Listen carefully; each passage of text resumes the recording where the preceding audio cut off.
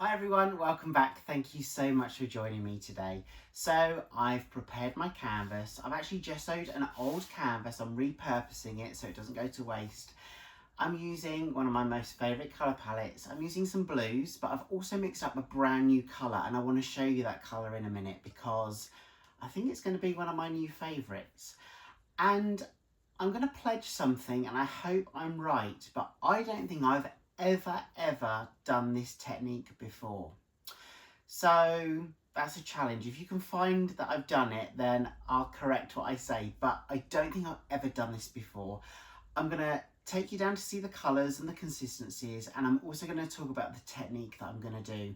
But a big thank you to you for joining me every week on week. All your support means the world, so thank you so much. As always, let's see what we can create. Okay, so I've been doing a fair amount of painting. That's why my table's a bit messy.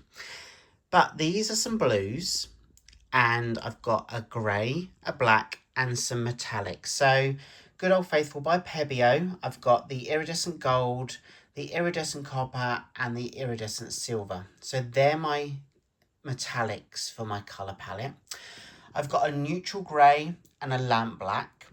And then these colours here, the blues, I will list in the description box. They're all Amsterdam. But this one here, I've mixed two colours to make this one. So I've mixed the Amsterdam's metallic blue with a little bit of Amsterdam's Prussian blue. So I'm really excited to see how that's going to work and how that's going to turn out on this creation. I dribbled a little bit of it on my table just so you can see the colour that it turns into. So that's the metallic there, and then that's the new colour that I've created there. So I'm excited to use this one. All of these paints are mixed with a pouring medium and water. I will list all my consistencies and ratios in the description box, so please make sure you check that out. So now to the actual technique. So there is a clue. I've got a cup and a marble. Now I have done a marble pour before. I've puddled the paints on the canvas, but I don't think I've ever done a straight pour and then used a marble afterwards. I don't know how it's going to turn out, but I'm excited to see what happens in terms of the lines and the patterns. So let's go. So all I'm going to do is take one colour at a time, pour that paint into this one cup. I'm just going to pour the colours one on top of each other until the cup is full.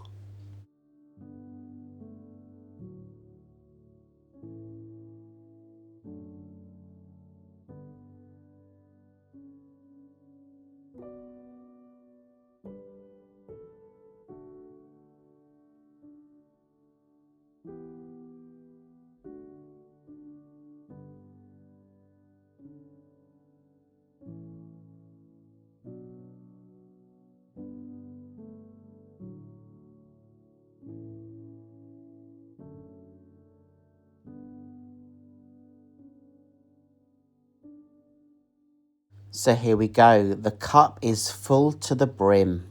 So I'm now going to take this cup and I'm literally going to pour this paint onto the canvas.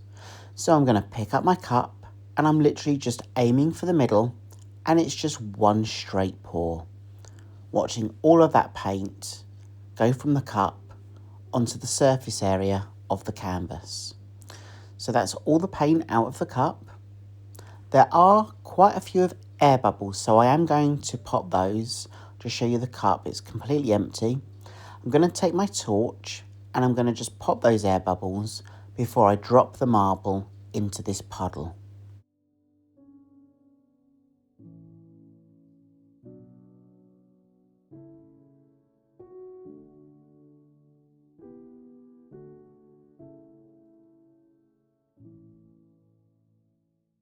So I'm now going to place the marble in the middle of the canvas, and I'm literally going to pick up the canvas, and as you can see, I'm just swirling it side to side, allowing that marble to travel in the area of that puddled paint.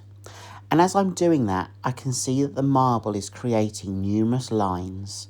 And I'm excited to see how those lines are going to really open up when I stretch that volume of paint across that full surface area.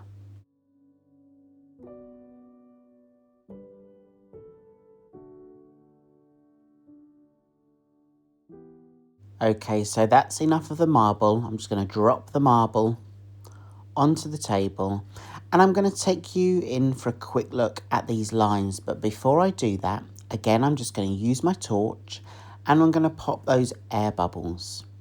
So that is just a butane torch, and that heat just pops those bubbles before I open it out.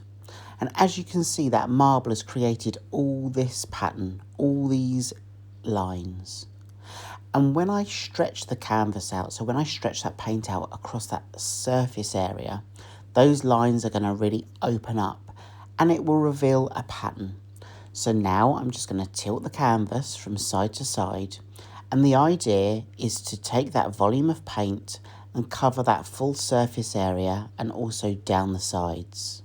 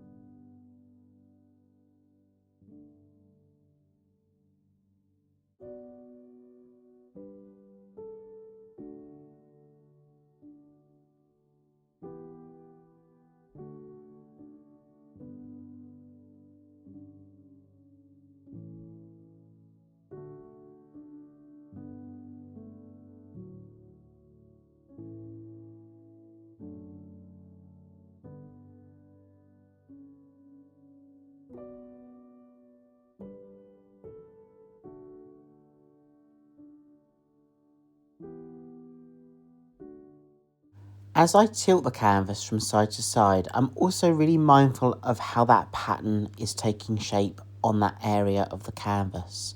So it's about tweaking that composition, tilting it to different ways to allow that pattern to take shape. I'm just checking the surface area, thumbs up that I've got good consistency. So I'm going to take you in now. This is the wet version. I'm going to show you all those patterns, all those details. So remember, we literally just placed some paint into a cup.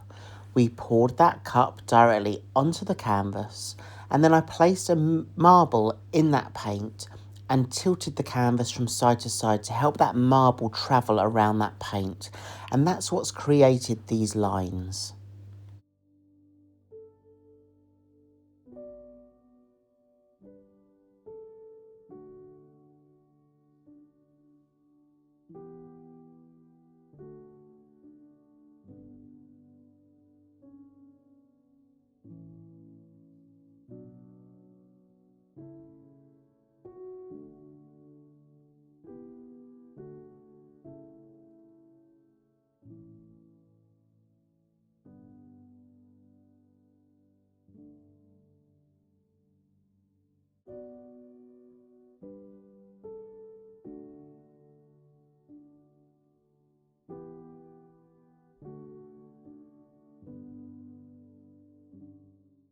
And here's the dry version. It's dried really well, but there are a couple of areas that I should have really gone over again to pop those air bubbles.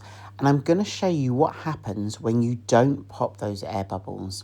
It's not a big deal, it doesn't really matter, but you can see here those kind of indents there. And they would have been air bubbles and they haven't been popped, but they've obviously popped during the drying process and left that mark. It doesn't matter to me. I think it just adds to an overall creation. I'm not too precious about that, but I do try and minimise that in creations when I'm using my torch. Thank you so much for joining me today. I've had so much fun. I'm so glad that you're here, and I hope you've had fun too. Thank you for all of your support, and I really hope I get to see you again in the next video. Whatever you're up to creatively, I hope it's going well, and I'll see you soon. Take care of yourselves. Bye.